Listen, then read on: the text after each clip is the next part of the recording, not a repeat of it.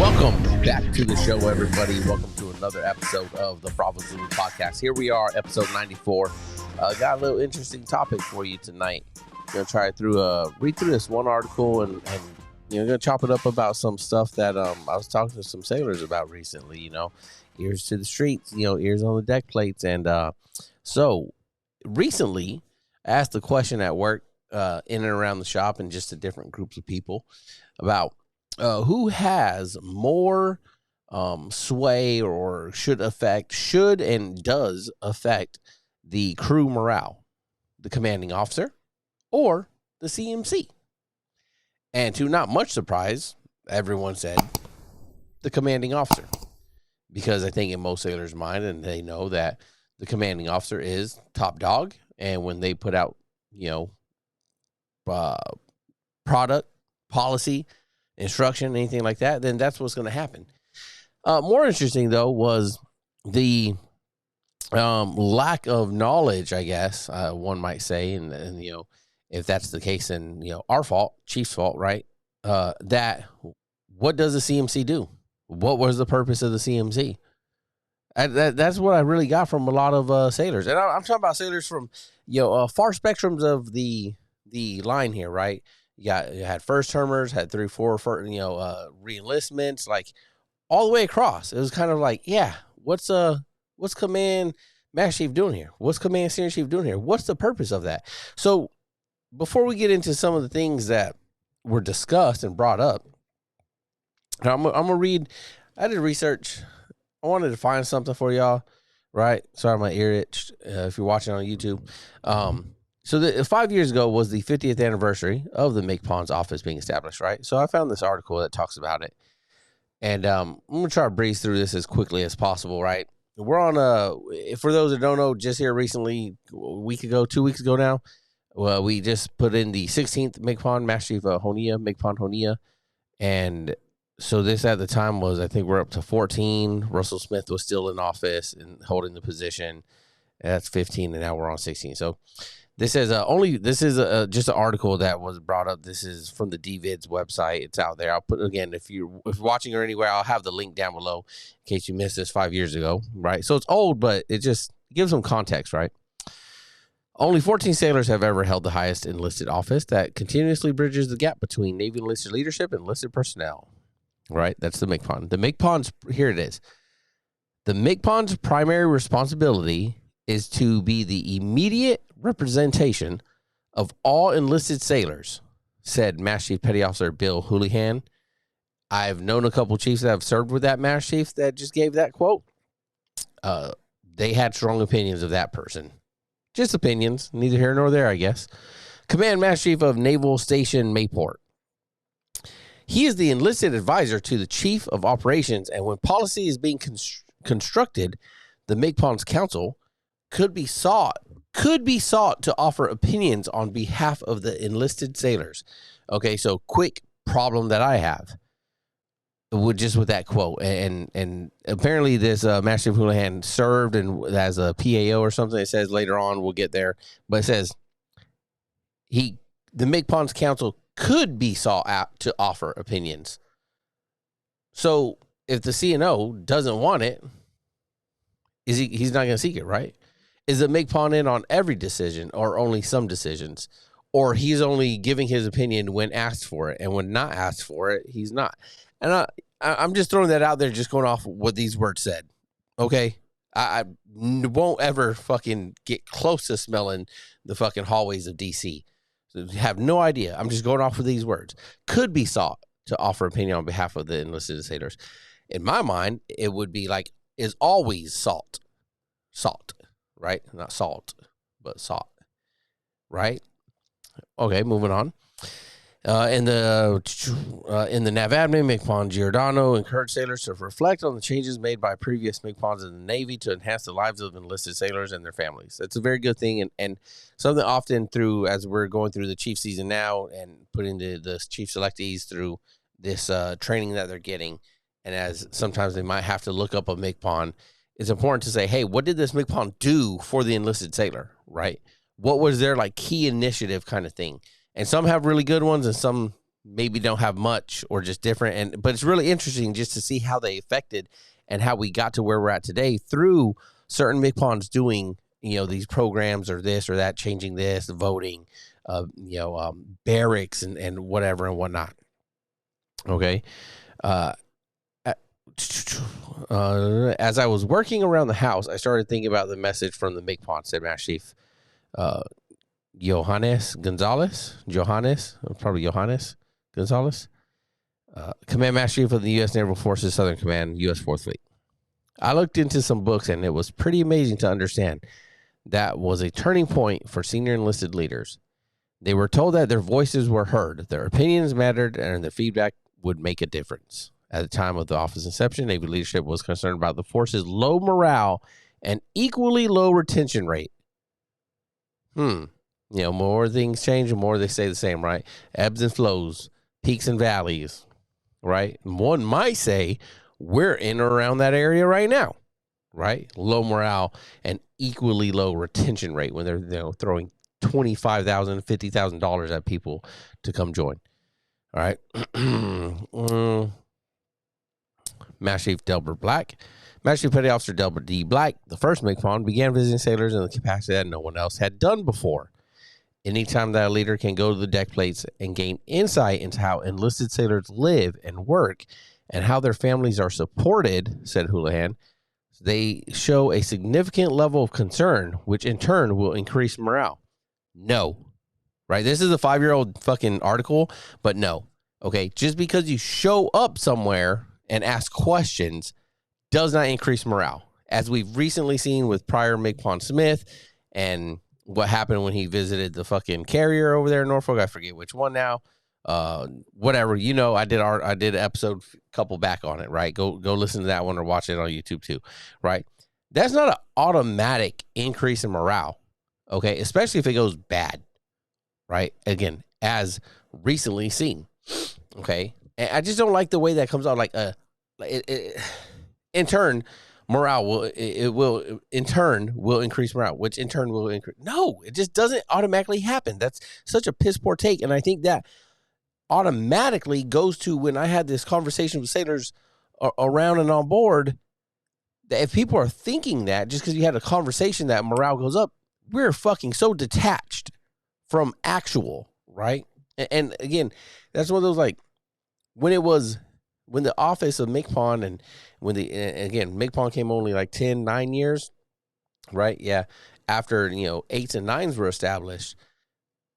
Since then, over the last 55 years now, I think there's been a great detachment of what those levels are hearing and seeing and how they remembered it 20 to 30 years prior when they were there, right? The new MCPON right now, I think he's at 32, 34 years or something. That's damn near as old as me, right? He was in the 80s, served through the 90s, right? That's a whole different Navy than it is today. How many years have they served? And I say this all the time, at those upper echelons that the many won't even, like, again, smell, right? Or even be around ever, where they start to, that one quick visit, that 1 hour MCPON call or fleet call or whatever, how much does that actually do for them in understanding what's happening, right? All right. Navy leadership felt they needed a MCPON to bridge the gap between an officer's and enlisted sailors' perspective on the implementation of policy. Yes, that is, I do feel that, right? I don't think you can just have officers making all this policy for everyone and not have anyone from the enlisted community saying, hey, this is how this is going to affect this and that, right? But again, it's up to the officer, CNO or otherwise, to take that on and be like, oh, okay, so let me make a change. And then we'll get more on how that gets that feedback goes up that chain to the appropriate levels, right? It was not just important for the MCPON to communicate with senior enlisted leadership. He also had to communicate with the sailors across the fleet. The lines of communication are really open with the MCPON's office through the chief's mess, said Lane. The MCPON is a chief. If I have something I want to say to the MCPON, I can email or send it through my CMC. If it's a valid enough point, or something the chief's mess as a whole deems necessary to go forward, then he'll take it up to the CNO. Like, I think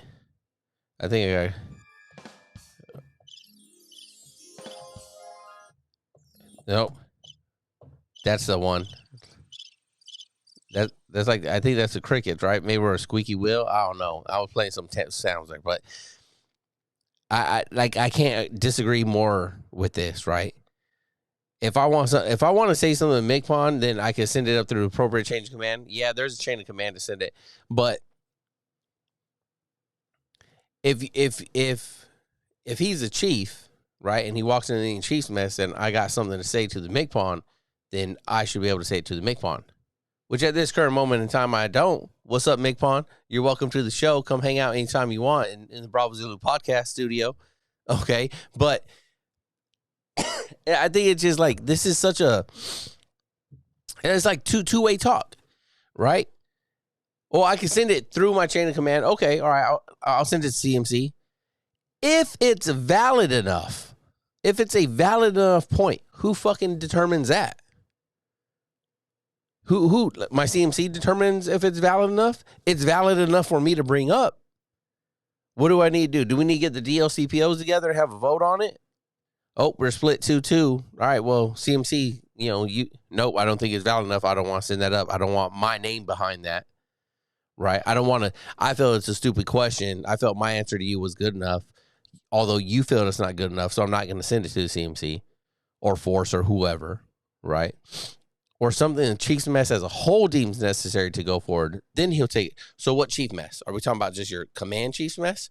Are we talking about the area chief's mess? Are we talking about, we all know that there's the leadership mess at the highest of the CMC and above levels, right? That's the leadership mess, as they're called, or they call themselves, whatever, right? If it disseminates within that circle enough, and there's enough CMCs or command center chiefs and forces and fleets and everyone that pick up on it, then is it enough to catch the ears and eyes of the MCPON? Again, so I just can't see that. It's just double talk that don't make sense. And again, I think once we get into the conversation part that I had with sailors, I think it's going to make sense of why they're there scratching their heads. Okay. The relationship between the Chief's Mess and the MCPON allows a voice to be heard by Navy leadership speaking on behalf of junior enlisted sailors. I may not know a whole lot about the MCPON, said Air Traffic Controller 2nd Class Miles Hill, but I think the creation of the position was good for communication. We're always told to use our chain of command, and this lets us get information all the way from the bottom of the ranks to the very top. AC2, I think that's a great answer from the book. I think if they asked a whole lot more sailors, they'd get a whole lot of fucking different answers. Or it'd be a second sentence in there, but it doesn't happen. Right?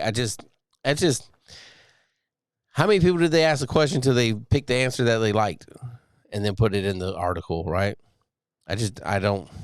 Yeah. Gonzalez said, Black Star a theme for future MCPONs with the simple message of, I'm going to listen to you. Tell me what you want. That's a shout out MCPON Black. First one ever, right? If that was the message, then I think somewhere along the lines, like, we're forgetting that message. Even to the lowest chief like myself, right? Tell me what you want. I'm going to listen to you. How many chiefs are actually doing that? If that was MCPON Black's, baseline, just fucking future MCPON and even future chief, right? Message, right? Like, are we? Are we actually listening? And are we actually, letting them tell us what they want? And then are we doing actionable things to get that? Or it's like, all right, thanks for telling me. That's all I wanted to know. I just wanted you to tell me. The key to being an effective MCPON is to simply listen and truly prioritize what is affecting our sailors, said Gonzalez. It's easy to listen, but having the courage to make those tough decisions and to put certain things in practice is a tough job. And that's an admirable trait. Oh, excuse me, not admiral. Admirable, excuse me. The key to being an effective MCPON is to simply listen. Man, such a problem with this, right? It's that easy, right? It's to simply listen. And then you just got to prioritize it and then just, see what we can do. Except as we heard from MCPON, prior MCPON Smith, like there's budget constraints, right? He's going to ask for money. There's all these other things. It's not that simple. It's not as simple as sitting down at my level, talking to my department and saying, hey, what is it you guys want? Okay, now I can go try to get it and prioritize it. And I only have to go to 2 people, right? I only got to go to my triad to try to make something happen. It's a lot harder when you're at the highest of levels and you're trying to make everything happen or prioritize the biggest, most $1 million projects. I'm sorry, I'm talking with my hands a lot today, right? It's just, I feel like it's dumbed down. It's to simply listen and truly prioritize what is affecting ours. No, wow, what the fuck else does prioritize mean? Why do we put truly prioritize? Because that is better than prioritizing, right? What would be the opposite of truly prioritizing? Lying prioritizing? What's the opposite of truth? Lies? It's easy to listen. So then why'd you say it's the key to being an effective MCPON is simply listen? It's easy to listen. That don't fucking make sense. But having the courage to make those tough decisions and to put certain things in practice is a tough job. That's an admirable trait. Yes, I agree. Like, as far as like, I don't think it's a courage thing. I think maybe like having the courage to just go ask for, another $100 million to build 3D CDCs, at high fucking fleet traffic areas. I don't know. As office of the MCPON Chief of Public Affairs from 2006 to 2010, Houlihan saw firsthand how stressful the job of MCPON can be, as it is filled with frequent travel, decisions regarding the enlisted force, and the Navy's best interests, and very little free time. Yes, I'm sure it is, right? I can't take that away from whoever's in that position, okay? Like, yeah, duh.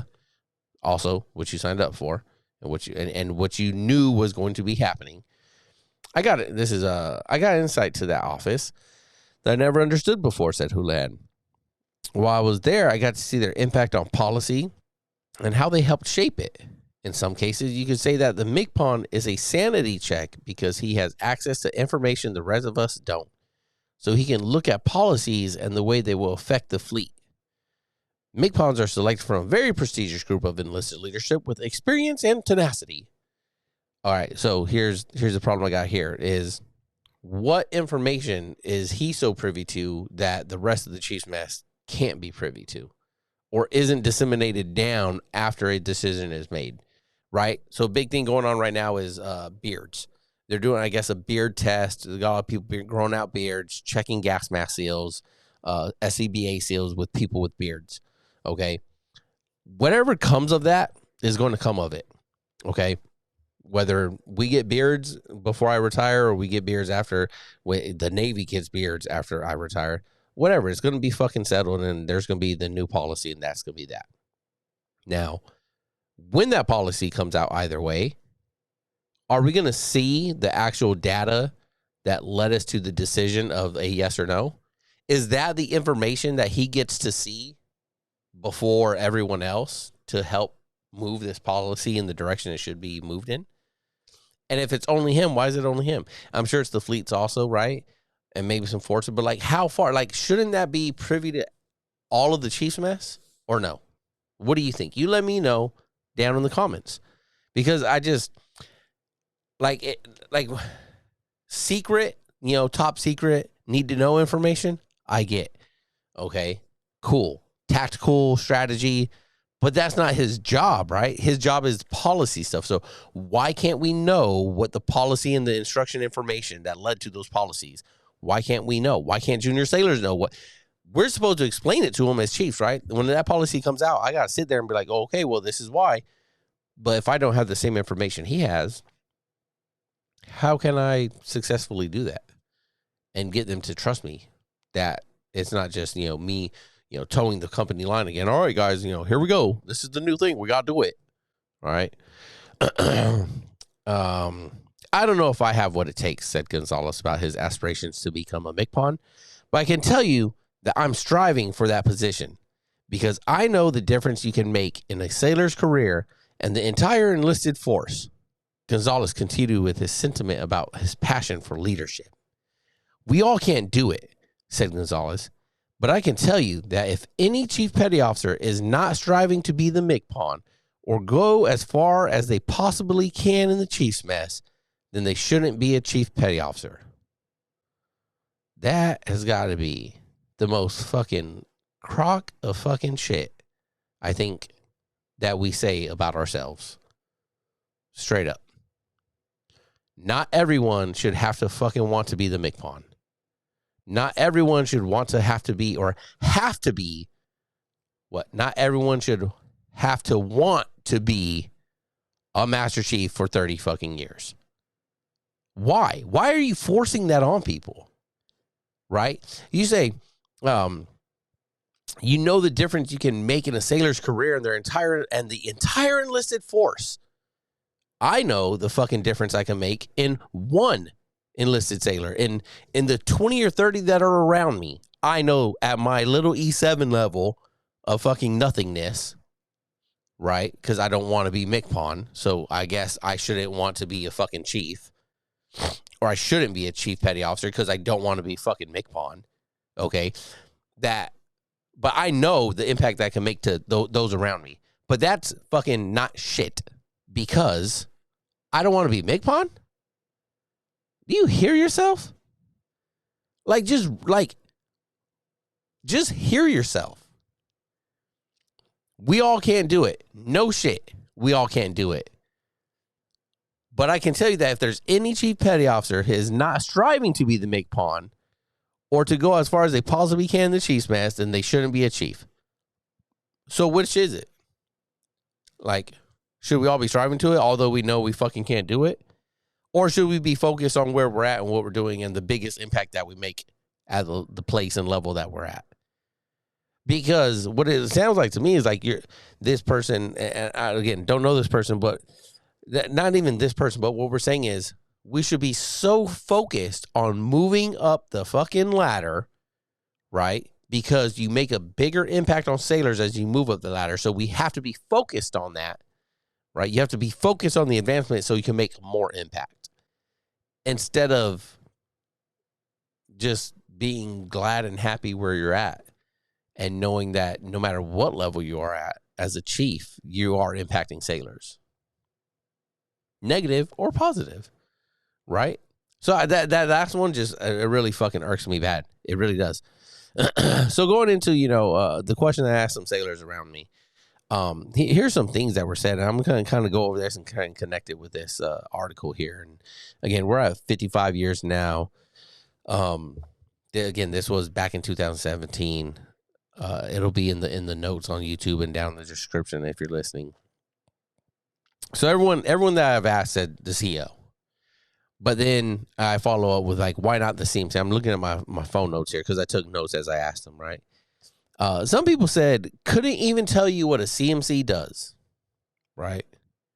Which is ultimately very fucking sad, right? You have sailors on board ships. They're like, yeah, CMC, what do they do?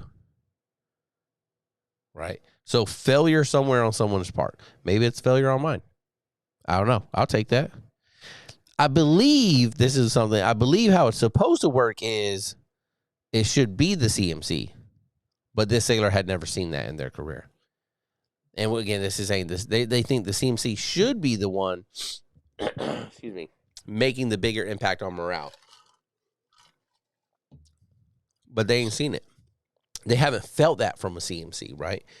And so then, again, why should it be? Why would that sailor think it should be the CMC?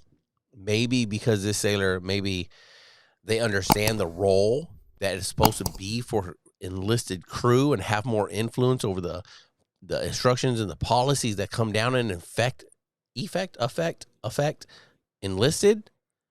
That way, it should be felt more strongly that the CMC is doing something for that morale. And I'm not talking about fucking, picnic parties and shit. I'm talking about real, like, actionable, like, real life things. Okay? Excuse me. Someone said, are CMCs just a figurehead? Like, what are they doing up there? Are they just filling this role? Like, 50 years ago with MCPON, was all this stuff just created just to give more people jobs, right? Again, so we had 8s and 9s, and then it was like, oh shit, we got all these 8s and 9s, we need more jobs with them. And then we started creating, there's a MCPON in there that started creating CMC positions, and then force and fleets, and then the MCPON. So like, were all these things just created just to give people more jobs so they could just stay in longer? And then that directly translates to today, where you see command senior chief programs, right? And people going command senior chief, and then sailors getting sentiment like, oh, they're just doing that because they just want to make 9, right? Because they're not feeling like they're not getting a good representation of a command senior chief that's there for them, right? And this is for sailors I've talked to all over. I mean, not all over the fleet, but like just junior sailors that I know in and out of work that I keep in touch with. They're just kind of like, yeah, what they ask me, like, what do you guys do, right? What like I'm a command senior chief then, but we are all the chiefs mess, so we all just get wrapped into one. So it's my fault that they don't have a good fucking CMC somewhere, right? It's supposed to be a direct advocate for the enlisted. Yes, that's what they're supposed to be, right? How much is that? And some of that from different sailors, like, oh, they're supposed to be a direct advocate for the enlisted, but all I hear, actually, we'll get to that. I think that's on another line here. Seems like it's become a political showboat to only advance their own careers. That's a big thing, especially in the community where I'm in right now, right? Where you have all command senior chiefs, and then after a year, they're command master chiefs. And even for, sailors, first classes that are on the second and third tour, right? And you've seen the establishment of these command senior chief program, and you watch the names come out every year, and it's like, boom, they're command senior chiefs. The next year, they're CMCs. Command senior chiefs, the next year, they're CMCs. And I'm not saying they're bad. I'm not saying they don't go on to do great things. Excuse me.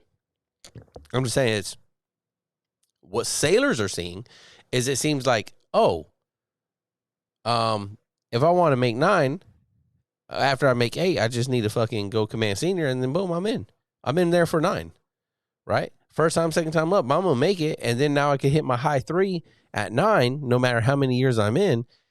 And then after that, it's bull chalks and fucking retire. So how are they being how can they be going into that role with the mindset of, I'm here for the sailor, but I'm only here for the sailor for the short time, not a long time? Michael's still awake. What's up, buddy? Huh? I can't hear you. Okay, I'll be right there, okay? Okay, love you. Okay, moving on. So and with that being that sailors see this, right? They feel that it's not that's not genuine of that position, right? That is just scripted, dependent on the circumstances of the command or whatever, right? That they're just like, oh, this is what I need to say today because it's going to make me look good today, right? Or whatnot. And then here's another part that really came up, right? Is like that sailors feel that CMCs, right, are more hoo-yah mission, talking about the mission and we got to do this and don't forget to do that for the mission and da-da-da-da-da-da. But when are they ever like, hey, sailors, how the fuck are you? If they're a direct advocate for the enlisted, then like, where's the question come up like, hey, how's your barracks room fucking look today? Right? What barracks are you in? Are they clean? Are they taking care of here? Are they doing that?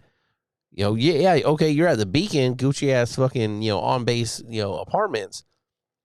Is everything actually Gucci with it though? Are they upholding their part of it? Right? Yeah, there's a lot of personnel issues that are taken to them that they help with. There's no denying that, right? But shouldn't it always be people and sailors all the time?